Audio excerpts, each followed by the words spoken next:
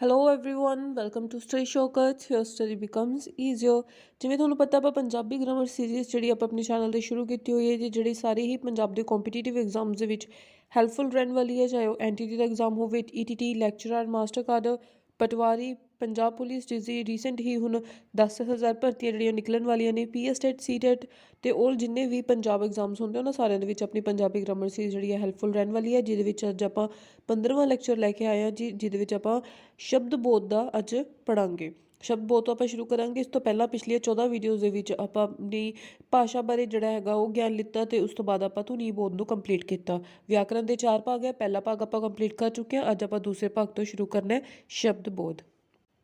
Video ਨੂੰ ਸ਼ੁਰੂ ਕਰਨ ਤੋਂ ਪਹਿਲਾਂ ਇੱਕ ਛੋਟੀ ਜਿਹੀ ਰਿਕੁਐਸਟ, ਜੇ ਤੁਹਾਡੇ ਚੈਨਲ ਤੇ ਪਹਿਲੀ ਵਾਰ ਵਿਜ਼ਿਟ ਕੀਤਾ ਤਾਂ ਪਲੀਜ਼ ਚੈਨਲ ਨੂੰ ਸਬਸਕ੍ਰਾਈਬ ਕਰ ਲਓ, ਬੈਲ ਆਈਕਨ ਨੂੰ ਜ਼ਰੂਰ ਪ੍ਰੈਸ ਕਰ ਲਿਓ, ਜਿਸ ਨਾਲ ਤੁਹਾਨੂੰ ਆਉਣ ਵਾਲੀ ਸਾਰੀ ਲੇਟੈਸਟ ਵੀਡੀਓ ਦੀ ਅਪਡੇਟ ਟਾਈਮ ਸਿਰ ਤੇ ਸਭ ਤੋਂ ਪਹਿਲਾਂ ਮਿਲੇਗੀ। ਚਲੋ ਸ਼ੁਰੂ ਕਰਦੇ ਆਪਣੀ ਵੀਡੀਓ ਨੂੰ। ਤਾਂ ਆਪਾਂ ਲੈ ਕੇ ਆਏ ਆਪਣੇ ਨਵਾਂ ਲੈਕਚਰ, ਜਿਸ ਦੇ ਵਿੱਚ ਅੱਜ ਆਪਾਂ ਕਰਨ ਲੱਗੇ ਹਾਂ ਵਿਆਕਰਨ ਦਾ ਦੂਜਾ ਭਾਗ ਸ਼ਬਦ ਬੋਧ। ਇਸ ਤੋਂ ਪਹਿਲਾਂ ਮੈਂ ਤੁਹਾਨੂੰ ਦੱਸ ਦਵਾਂ, ਆਪਾਂ ਵਿਆਕਰਨ ਦਾ ਪਹਿਲਾ ਭਾਗ ਧੁਨੀ ਬੋਧ ਜਿਹੜਾ ਹੈ ਉਸਨੂੰ ਕੰਪਲੀਟ ਕਰ ਚੁੱਕੇ ਹਾਂ ਤੇ ਧੁਨੀ ਬੋਧ ਜਿਹੜਾ ਹੈ ਉਹਦੇ ਵਿੱਚ ਆਪਾਂ ਧੁਨੀਆਂ ਬਾਰੇ ਸਿੱਖਿਆ, ਯਾਨੀ ਕਿ ਵਰਨਮਾਲਾ ਜਿਹੜੀ ਸੀਗੀ ਆਪਣੀ, ਉਹਦੇ ਵਿੱਚ ਤਰ੍ਹਾਂ ਤਰ੍ਹਾਂ ਦੀ ਜਿਹੜੀ ਆਪਾਂ ਧੁਨੀਆਂ ਤੇ ਉਹਨਾਂ ਦੀ ਕਲਾਸੀਫਿਕੇਸ਼ਨ ਹੈ, ਜਿਹੜਾ ਧੁਨੀਆਂ ਦਾ ਵਰਗੀਕਰਨ, ਉਹਨੂੰ ਡਿਟੇਲ ਦੇ ਵਿੱਚ ਸਮਝਿਆ। ਹੁਣ ਧੁਨੀਆਂ ਤੋਂ ਸਾਨੂੰ ਪਤਾ ਲੱਗਿਆ ਸਾਡੇ ਜਿੰਨੇ ਵਰਨ ਨੇ, ਯਾਨੀ ਕਿ ਉਹ ਸਾਰੀਆਂ ਧੁਨੀਆਂ ਨੇ ਉਹ ਕੀ ਨੇ। ਦੇਖੋ ਜਿਵੇਂ ਆਪਾਂ ਐਗਜ਼ਾਮਪਲ ਲੈ ਲਈਏ ਕਿ ਧੁਨੀ, ਜਿਵੇਂ ਇੱਕ ਆਪਣੇ ਕੋਲ ਹੈਗੀ ਹੈ ਜੀ ਘੱਗਾ, ਜਿਹੜੀ ਆਪਣੇ ਕੋਲ ਇੱਕ ਧੁਨੀ ਹੈ। ਇਸੇ ਤਰ੍ਹਾਂ ਰਾਰਾ ਜਿਹੜੀ ਹੈ ਸਾਡੇ ਕੋਲ ਇੱਕ ਧੁਨੀ ਹੈ। ਤਾਂ ਇਹ ਹੋ ਗਈਆਂ ਜੀ ਧੁਨੀਆਂ, ਜਿੰਨੇ ਵਰਨ ਹੈਗੇ ਉਨੀਆਂ ਸਾਡੀਆਂ ਧੁਨੀਆਂ ਹੋ ਗਈਆਂ। ਤਾਂ ਇਸ ਤਰ੍ਹਾਂ ਘੱਗਾ ਤੇ ਰਾਰਾ ਦੋ ਧੁਨੀਆਂ ਹੋ ਗਈਆਂ। ਜਦੋਂ ਇਹ ਦੋ ਧੁਨੀਆਂ ਆਪਸ ਦੇ ਵਿੱਚ ਮਿਲ ਜਾਂਦੀਆਂ ਨੇ, ਦੋ ਧੁਨੀਆਂ ਨੂੰ ਜਦ ਅਸੀਂ ਆਪਸ ਦੇ ਵਿੱਚ ਮਿਲਾ ਦਿੰਦੇ ਹਾਂ ਤਾਂ ਦੋ ਧੁਨੀਆਂ ਨੂੰ ਮਿਲਾ ਕੇ ਇੱਕ ਸ਼ਬਦ ਬਣਦਾ ਹੈ। ਘਰ, ਘੱਗਾ ਤੇ ਰਾਰਾ ਆਪਣੇ ਆਪ ਦੇ ਵਿੱਚ ਇੱਕ ਧੁਨੀ ਹੈਗੀਆਂ ਨੇ, ਲੇਕਿਨ ਘੱਗਾ ਰਾਰਾ ਜਦ ਅਸੀਂ ਮਿਲਾ ਦਿੱਤਾ ਤਾਂ ਘਰ ਇੱਕ ਸ਼ਬਦ ਬਣ ਗਿਆ। ਤਾਂ ਸ਼ਬਦ ਕੀ ਹੈਗਾ ਜੀ? ਤਾਂ ਸ਼ਬਦ ਦੋ ਧੁਨੀਆਂ ਦੇ ਮੇਲ ਤੋਂ ਬਣੇ ਹੋਏ ਅੱਖਰ ਨੂੰ ਸ਼ਬਦ ਕਹਿੰਦੇ ਨੇ। ਤਾਂ ਆਈ ਥਿੰਕ ਇਹ ਚੀਜ਼ ਤਾਂ ਤੁਹਾਨੂੰ ਕਲੀਅਰ ਹੋ ਗਈ ਹੋਏਗੀ ਕਿ ਘੱਗਾ ਜਿਹੜੀ ਹੈ, ਰਾਰਾ ਜਿਹੜੀ ਧੁਨੀ ਹੈ, ਮੈਂ ਇੱਥੇ ਲਿਖ ਦਿੰਦੀ ਹਾਂ। ਘੱਗਾ ਇੱਕ ਧੁਨੀ ਹੈਗੀ ਹੈ ਜੀ, ਤੇ ਰਾਰਾ ਵੀ ਕੀ ਹੈ? ਇੱਕ ਧੁਨੀ ਹੈ। ਜਦ ਇਹ ਦੋ ਧੁਨੀਆਂ ਆਪਸ 'ਚ ਮਿਲ ਗਈਆਂ ਤਾਂ ਘਰ ਕੀ ਬਣ ਗਿਆ ਜੀ? ਸ਼ਬਦ ਬਣ ਗਿਆ। ਹੁਣ ਇੱਥੋਂ ਤੁਹਾਨੂੰ ਇੱਕ ਚੀਜ਼ ਕਲੀਅਰ ਹੋ ਗਈ ਹੋਏਗੀ। ਇੱਕ ਤਾਂ ਇਹਦੇ ਵਿੱਚ ਇੱਕ ਜਿਹੜਾ ਛੋਟਾ ਜਿਹਾ ਕੁਐਸਚਨ ਇੱਥੋਂ ਆਮ ਨਿਕਲਦਾ ਕਿ ਵਿਆਕਰਨ, ਜਾਂ ਆਪਾਂ ਕਹ ਲਈਏ ਪੰਜਾਬੀ ਭਾਸ਼ਾ ਦੀ, ਪੰਜਾਬੀ ਭਾਸ਼ਾ ਦੀ ਛੋਟੀ ਤੋਂ ਛੋਟੀ ਇਕਾਈ ਕਿਹੜੀ ਹੈ? ਦੇਖੋ, ਛੋਟੀ ਤੋਂ ਛੋਟੀ ਇਕਾਈ ਦਾ ਮਤਲਬ ਇਹ ਹੈਗਾ ਕਿ ਘੱਗੇ ਨੂੰ ਅਸੀਂ, ਜਿਵੇਂ ਘਰ ਸ਼ਬਦ ਹੈ, ਇਸਨੂੰ ਅਸੀਂ ਤੋੜ ਸਕਦੇ ਹਾਂ। ਅਸੀਂ ਘੱਗੇ ਨੂੰ ਅਲੱਗ ਕਰ ਸਕਦੇ ਹਾਂ, ਰਾਰੇ ਨੂੰ ਅਲੱਗ। ਕਿ ਅਸੀਂ ਘੱਗਾ ਜਿਹੜਾ ਹੈ ਇਹ ਧੁਨੀ ਹੈ, ਇਸ ਨੂੰ ਅੱਗੇ ਹੋਰ ਤੋੜ ਸਕਦੇ ਹਾਂ ਭਾਗਾਂ ਦੇ ਵਿੱਚ? ਨਹੀਂ। ਤਾਂ ਸਭ ਤੋਂ ਛੋਟੀ ਇਕਾਈ ਕਿਹੜੀ ਹੋਗੀ ਜੀ? ਧੁਨੀ।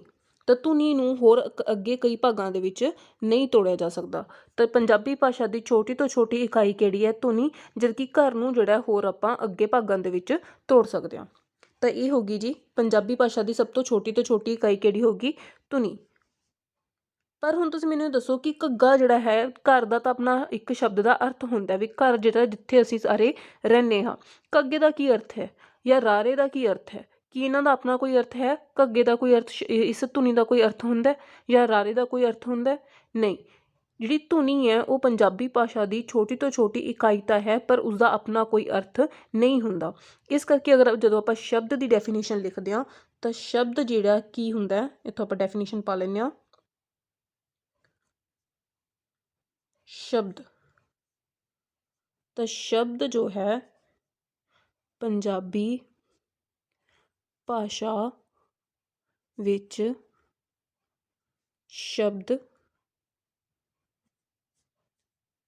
ਦੋ ਜਾਂ ਦੋ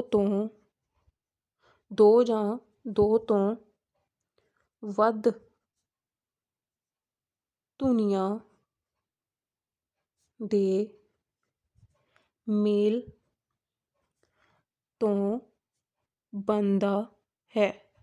ਤਾਂ ਸ਼ਬਦ ਕਿਵੇਂ ਬਣਦਾ ਹੈ ਜੀ? ਦੋ ਜਾਂ ਦੋ ਤੋਂ ਵੱਧ ਧੁਨੀਆਂ ਦੇ ਮੇਲ ਤੋਂ ਸ਼ਬਦ ਬਣਦਾ ਹੈ। ਤੇ ਨਾਲ ਹੀ ਇੱਥੇ ਦੀ ਇੰਪੋਰਟੈਂਟ ਗੱਲ ਇਹਦੇ ਵਿੱਚ ਇਹ ਹੈ ਕਿ ਸ਼ਬਦ ਜੋ ਹੈ ਇਹ ਪੰਜਾਬੀ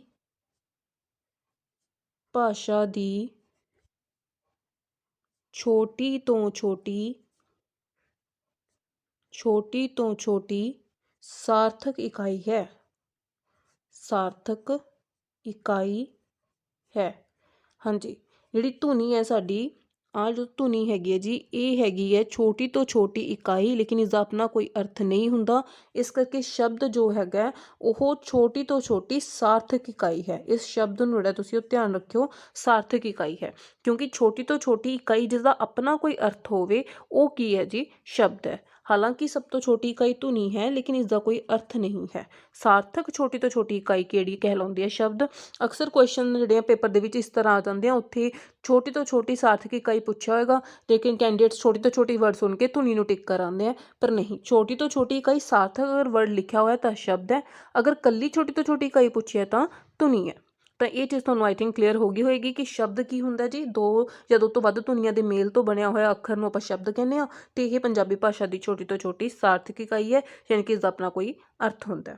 ਹਾਂਜੀ, ਹੁਣ ਆਪਾਂ ਦੇਖਣ ਵਾਲੇ ਆਪਣਾ ਸ਼ਬਦਾਂ ਦਾ ਵਰਗੀਕਰਨ, ਯਾਨੀ ਕਿ ਸ਼ਬਦਾਂ ਨੂੰ ਕਿਸ ਕਿਸ ਆਧਾਰ 'ਤੇ ਆਪਾਂ ਪੜ੍ਹ ਸਕਦੇ ਹਾਂ, ਕਿਸ ਤਰ੍ਹਾਂ ਕਿਸ ਆਧਾਰ 'ਤੇ ਕਲਾਸੀਫਾਈ ਕੀਤਾ ਜਾਂਦਾ ਹੈ। ਤਾਂ ਸਭ ਤੋਂ ਪਹਿਲਾਂ ਸਾਡੇ ਪਾਸ ਟਾਈਪ ਹੈਗੀ ਹੈ ਜੀ ਅਰਥ ਦੇ ਆਧਾਰ 'ਤੇ, ਦੂਸਰਾ ਹੈ ਰਚਨਾ ਦੇ ਆਧਾਰ 'ਤੇ, ਅਤੇ ਤੀਸਰਾ ਹੈ ਜੀ ਰੂਪ ਦੇ ਆਧਾਰ 'ਤੇ, ਅਤੇ ਚੌਥਾ ਪ੍ਰਯੋਗ ਦੇ ਆਧਾਰ 'ਤੇ। ਤਾਂ ਸ਼ਬਦਾਂ ਨੂੰ ਚਾਰ ਤਰ੍ਹਾਂ ਨਾਲ ਜਿਹੜਾ ਵਰਗੀਕ੍ਰਿਤ ਕੀਤਾ ਜਾ ਸਕਦਾ ਹੈ। ਅਰਥ ਦੇ ਆਧਾਰ 'ਤੇ ਜਦੋਂ ਆਪਾਂ ਵਰਗੀਕ੍ਰਿਤ ਕਰਦੇ ਹਾਂ ਸ਼ਬਦਾਂ ਦੇ ਅਰਥ ਦੇ ਆਧਾਰ 'ਤੇ, ਤਾਂ ਦੋ ਟਾਈਪਸ ਉਹਦੀਆਂ ਅੱਗੇ ਆਉਂਦੀਆਂ ਨੇ ਜੀ, ਸਾਰਥਕ ਸ਼ਬਦ ਅਤੇ ਨਿਰਾਰਥਕ ਸ਼ਬਦ। ਸਾਰਥਕ ਸ਼ਬਦ ਅਤੇ ਨਿਰਾਰਥਕ ਸ਼ਬਦ ਨੂੰ, ਇਹਨਾਂ ਸਾਰੇ ਚਾਰਟਸ ਨੂੰ ਆਪਾਂ ਡਿਟੇਲ ਦੇ ਵਿੱਚ ਸਟੱਡੀ ਕਰਾਂਗੇ। ਫਿਲਹਾਲ ਮੈਂ ਇੱਕ ਚਾਰਟ ਦੇ ਥਰੂ ਤੁਹਾਨੂੰ ਜਿਹੜਾ ਦੱਸ ਰਹੀ, ਤਾਂ ਕਿ ਤੁਹਾਡਾ ਜਿਹੜਾ ਇੱਕ ਜਗ੍ਹਾ 'ਤੇ ਫਲੋ ਚਾਰਟ ਜਿਹਾ ਬਣ ਜਾਵੇ ਕਿ ਸ਼ਬਦਾਂ ਦਾ ਵਰਗੀਕਰਨ ਅਤੇ ਉਹਦੀਆਂ ਜਿਹੜੇ ਟਾਈਪਸ ਨੇ ਉਹ ਇੱਕ ਜਗ੍ਹਾ 'ਤੇ ਲਿਖੀਆਂ ਜਾਣ। ਰਚਨਾ ਦੇ ਆਧਾਰ 'ਤੇ ਅਗਰ ਆਪਾਂ ਦੇਖੀਏ ਤਾਂ ਦੋ ਜਿਹੜੀਆਂ ਇਹਦੀ ਟਾਈਪਸ ਨੇ, ਮੂਲ ਸ਼ਬਦ ਅਤੇ ਰਚਿਤ ਸ਼ਬਦ। ਰਚਿਤ ਸ਼ਬਦ ਦੀਆਂ ਅੱਗੇ ਦੋ ਟਾਈਪਸ ਆ ਜਾਂਦੀਆਂ ਜੀ, ਸਮਾਸੀ ਸ਼ਬਦ ਅਤੇ ਉਤਪੰਨ ਸ਼ਬਦ। ਜਦੋਂ ਆਪਾਂ ਸ਼ਬਦਾਂ ਦਾ ਵਰਗੀਕਰਨ ਰੂਪ ਦੇ ਆਧਾਰ 'ਤੇ ਕਰਦੇ ਹਾਂ ਤਾਂ ਇਹਦੇ ਦੋ ਟਾਈਪਸ ਆਉਂਦੀਆਂ, ਵਿਕਾਰੀ ਅਤੇ ਅਵਿਕਾਰੀ ਸ਼ਬਦ। ਜਦੋਂ ਆਪਾਂ ਪ੍ਰਯੋਗ ਦੇ ਆਧਾਰ 'ਤੇ ਜਿਹੜਾ ਇਹਨਾਂ ਦਾ ਜਿਹੜਾ ਸ਼ਬਦਾਂ ਦਾ ਵਰਗੀਕ੍ਰਿਤ ਕਰਦੇ ਹਾਂ ਉਸਨੂੰ, ਤਾਂ ਇਹਦੀਆਂ 8 ਟਾਈਪਸ ਆਉਂਦੀਆਂ ਨੇ ਜੀ, ਨਾਂਵ, ਪੜ੍ਹਨਾਂਵ, ਵਿਸ਼ੇਸ਼ਣ, ਕਿਰਿਆ ਵਿਸ਼ੇਸ਼ਣ, ਕਿਰਿਆ ਸੰਬੰਧਕ, ਯੋਜਕ ਅਤੇ ਵਿਸਮਿਕ। ਤਾਂ ਇਹ ਜਿਹੜੀਆਂ 8 ਟਾਈਪਸ ਨੇ ਜਿਹੜੀਆਂ ਪ੍ਰਯੋਗ ਦੇ ਆਧਾਰ 'ਤੇ ਸ਼ਬਦਾਂ ਦਾ ਵਰਗੀਕਰਨ ਹੁੰਦਾ। ਤਾਂ ਤੁਸੀਂ ਯਾਦ ਰੱਖਣਾ ਕਿ ਸ਼ਬਦਾਂ ਦਾ ਵਰਗੀਕਰਨ ਆਪਾਂ ਚਾਰ ਤਰੀਕੇ ਨਾਲ ਕਰਦੇ ਹਾਂ। ਅਰਥ ਦੇ ਆਧਾਰ 'ਤੇ ਦੋ ਟਾਈਪਸ ਆ ਜਾਂਦੀਆਂ, ਸਾਰਥਕ ਅਤੇ ਨਿਰਾਰਥਕ।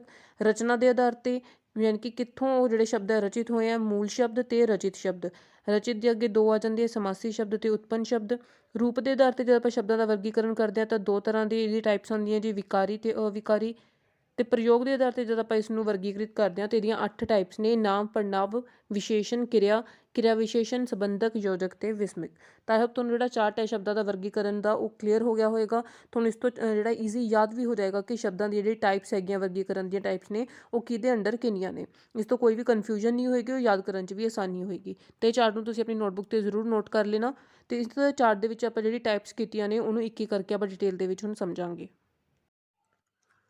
ਹਾਂਜੀ, ਤਾਂ ਆਪਾਂ ਪਹਿਲੀ ਟਾਈਪ ਤੋਂ ਸ਼ੁਰੂ ਕਰਦੇ ਹਾਂ ਹੁਣ, ਅਰਥ ਦੇ ਆਧਾਰ 'ਤੇ ਸ਼ਬਦਾਂ ਦੀਆਂ ਕਿਸਮਾਂ। ਤਾਂ ਅਰਥ ਦੇ ਆਧਾਰ 'ਤੇ ਆਪਾਂ ਪਹਿਲਾਂ ਦੇਖਿਆ ਦੋ ਕਿਸਮਾਂ ਹੁੰਦੀਆਂ ਨੇ ਜੀ, ਸਾਰਥਕ ਸ਼ਬਦ ਅਤੇ ਨਿਰਾਰਥਕ ਸ਼ਬਦ। ਦੋ ਕਿਸਮਾਂ ਨੇ ਅਰਥ ਦੇ ਆਧਾਰ 'ਤੇ।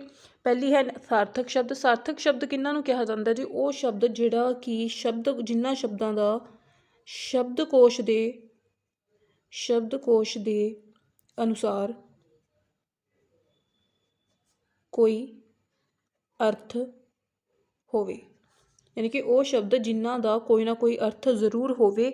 ਅਰਥ ਕਿਹਦੇ ਅਕੋਰਡਿੰਗ, ਸ਼ਬਦਕੋਸ਼ ਦੇ ਅਕੋਰਡਿੰਗ। ਜਿਨ੍ਹਾਂ ਨੂੰ ਅਸੀਂ ਆਪਾਂ ਕਹਿ ਲੈਂਦੇ ਹਾਂ ਕਿਹੜਾ ਸ਼ਬਦ ਹੈ ਜੀ, ਕਿਹੜਾ ਅਰਥ ਹੁੰਦਾ ਉਹ ਮਿਆਰੀ ਅਰਥ ਜਿਹੜਾ ਉਹਦਾ ਮੰਨਿਆ ਜਾਂਦਾ, ਜਾਂ ਟਕਸਾਲੀ ਅਰਥ ਮੰਨਿਆ ਜਾਂਦਾ, ਜਾਂ ਉਸਨੂੰ ਕਿਤਾਬੀ ਅਰਥ ਵੀ ਕਹਿ ਦਿੰਦੇ ਨੇ, ਅਰਥ ਹੋਵੇ।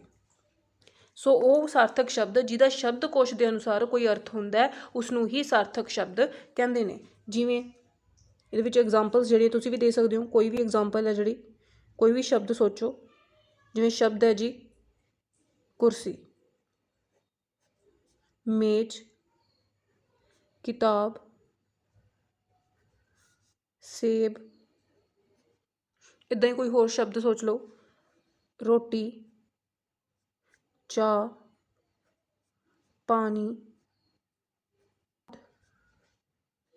ਠੀਕ ਹੈ ਜੀ, ਕੋਈ ਵੀ ਸ਼ਬਦ ਤੁਸੀਂ ਸੋਚ ਸਕਦੇ ਹੋ ਜਿਹਦਾ ਕੋਈ ਅਰਥ ਸ਼ਬਦਕੋਸ਼ ਦੇ ਅਨੁਸਾਰ ਹੋਵੇ, ਉਸਨੂੰ ਅਸੀਂ ਸਾਰਥਕ ਸ਼ਬਦ ਕਹਿੰਦੇ ਹਾਂ। ਅਤੇ ਇਹ ਹੋ ਗਈ ਜੀ ਇਸਦੀ ਪਹਿਲੀ ਟਾਈਪ। ਹੁਣ ਇਹਦੀ ਦੂਸਰੀ ਜਿਹੜੀ ਹੈਗੀ ਹੈ ਟਾਈਪ ਆਉਂਦੀ ਹੈ ਜੀ ਨਿਰਾਰਥਕ ਸ਼ਬਦ। ਨਾਮ ਤੋਂ ਹੀ ਪਤਾ ਚੱਲਦਾ ਜੀ, ਨਿਰਅਰਥਕ, ਜਿਹਦਾ ਕੋਈ ਅਰਥ ਨਾ ਹੋਵੇ। ਤਾਂ ਉਹ ਸ਼ਬਦ ਜਿਨ੍ਹਾਂ ਦਾ ਸ਼ਬਦਕੋਸ਼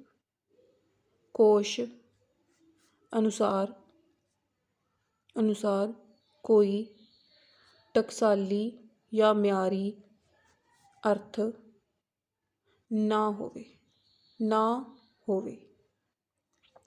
ਕਿਹੜੀ ਐਗਜ਼ਾਮਪਲ ਆ ਜਾਣਗੀਆਂ ਜੀ ਇਹਦੇ ਵਿੱਚ? ਐਸਾ ਕਿਹੜੇ ਸ਼ਬਦ ਹੋ ਸਕਦੇ ਆ ਜਿਨ੍ਹਾਂ ਦਾ ਕੋਈ ਅਰਥ ਨਹੀਂ ਹੁੰਦਾ ਪਰ ਫਿਰ ਵੀ ਉਹ ਸ਼ਬਦ ਸਾਡੀ ਆਮ ਭਾਸ਼ਾ ਵਿੱਚ, ਬੋਲੀ ਵਿੱਚ ਪਾਏ ਜਾਂਦੇ ਨੇ। ਜਿਵੇਂ ਤੁਸੀਂ ਇੱਥੇ ਲਗਾ ਲਓ ਕੁਰਸੀ। ਕੁਰਸੀ ਦਾ ਸ਼ਬਦਕੋਸ਼ ਵਿੱਚ ਪੂਰਾ ਇੱਕ ਸ਼ਬਦ ਹੈ ਕੁਰਸੀ, ਉਹਦਾ ਅਰਥ ਵੀ ਹੈ, ਲੇਕਿਨ ਆਮ ਭਾਸ਼ਾ ਦੇ ਵਿੱਚ ਅਸੀਂ ਬੋਲਣ ਲੱਗਿਆਂ ਕਈ ਵਾਰ ਕੁਰਸੀ ਕਰਸੀ ਵੀ ਕਹਿ ਦਿੰਦੇ ਹਾਂ ਕਿ ਕੋਈ ਕੁਰਸੀ ਕਰਸੀ ਉਰੇ ਲੈ ਆਓ। ਤਾਂ ਕੁਰਸੀ ਕਾਰਸੀ, ਤਾਂ ਕਾਰਸੀ ਐਸਾ ਕੋਈ ਸ਼ਬਦ ਨਹੀਂ ਹੈਗਾ ਜੀ, ਲੇਕਿਨ ਆਪਾਂ ਬੋਲਣ ਲੱਗੇ ਉਹਦੇ ਨਾਲ ਜੋੜ ਕੇ ਬੋਲ ਦਿੰਦੇ ਹਾਂ, ਇਸਦਾ ਆਪਣਾ ਕੋਈ ਅਰਥ ਨਹੀਂ ਹੈ। ਤਾਂ ਅਜਿਹੇ ਸ਼ਬਦ ਜੋ ਸਾਡੀ ਭਾਸ਼ਾ ਵਿੱਚ ਪਾਏ ਜਾਂਦੇ ਨੇ, ਸਾਡੀ ਬੋਲੀ ਵਿੱਚ ਪਾਏ ਜਾਂਦੇ ਨੇ, ਪਰ ਸ਼ਬਦਕੋਸ਼ ਦੇ ਮੁਤਾਬਿਕ ਇਹਨਾਂ ਦਾ ਕੋਈ ਅਰਥ ਨਹੀਂ ਹੁੰਦਾ, ਇਸ ਕਰਕੇ ਇਹਨਾਂ ਨੂੰ ਨਿਰਾਰਥਕ ਸ਼ਬਦ ਕਿਹਾ ਜਾਂਦਾ ਹੈ।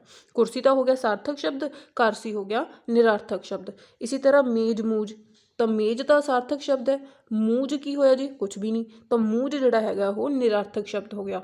ਕਿਤਾਬ ਕਤੂਬ, ਤਾਂ ਕਿਤਾਬ ਤਾਂ ਆਪਣਾ ਸਾਰਥਕ ਸ਼ਬਦ ਹੋ ਗਿਆ, ਅਤੇ ਕਿਤੂਬ ਜਿਹੜਾ ਆਪਾਂ ਨਾਲ ਬੋਲਣ ਲੱਗ ਜਾਂਦੇ ਹਾਂ ਤਾਂ ਉਹ ਹੋ ਗਿਆ ਜੀ ਨਿਰਾਰਥਕ ਸ਼ਬਦ। ਇਸੇ ਤਰ੍ਹਾਂ ਰੋਟੀ ਰਾਟੀ, ਕਹਿੰਦੇ ਰੋਟੀ ਰਾਟੀ ਖਾ ਲਓ, ਤਾਂ ਰੋਟੀ ਜਿਹੜਾ ਹੈ ਉਹ ਸਾਰਥਕ ਸ਼ਬਦ ਹੋ ਗਿਆ ਜੀ, ਅਤੇ ਰਾਟੀ ਜਿਹੜਾ ਹੈ ਉਹ ਕੋਈ ਸ਼ਬਦ, ਇਹਦਾ ਕੋਈ ਅਰਥ ਨਹੀਂ ਹੁੰਦਾ, ਕੋਈ ਟਕਸਾਲੀ ਅਰਥ ਨਹੀਂ ਹੈਗਾ, ਲੇਕਿਨ ਹਾਂ ਬੋਲਣ ਲੱਗੇ ਆਪਾਂ ਬੋਲ ਦਿੰਦੇ ਹਾਂ, ਭਾਸ਼ਾ ਦੇ ਵਿੱਚ ਆਉਂਦਾ, ਇਸ ਕਰਕੇ ਇਹ ਨਿਰਾਰਥਕ ਸ਼ਬਦ ਹੈ। ਇਸੇ ਤਰ੍ਹਾਂ ਚਾਹ ਚੂ, ਤਾਂ ਚੂ ਜਿਹੜਾ ਹੈਗਾ ਉਹ ਨਿਰਾਰਥਕ ਸ਼ਬਦ ਹੋਏਗਾ।